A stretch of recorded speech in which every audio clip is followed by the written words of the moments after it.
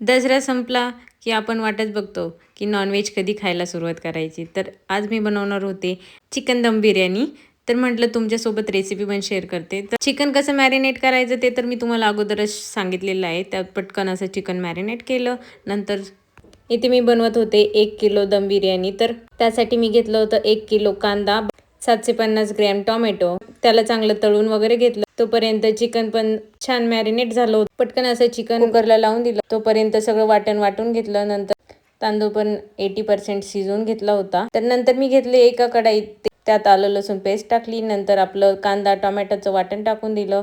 एकदम छान परतून झाल्यानंतर त्यात लगेच उकडलेले पीस पण टाकून दिले आणि त्याला पण छान असं स्मोक दिला. नंतर लगेच लेअर करायला घेतलं. तर अगोदर मी पातेल्याला तूप लावून घेतलं होतं. नंतर त्यात थोडासा भात टाकून दिला.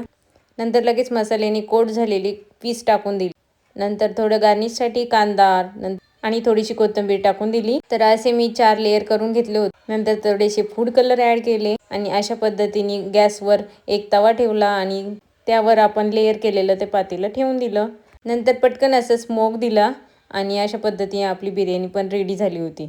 तर तुम्हाला हा व्हिडिओ आवडला का? आवडला असेल तर नक्की लाईक करा आणि भेटूया नेक्स्ट व्हिडिओमध्ये. तोपर्यंत बाय बाय.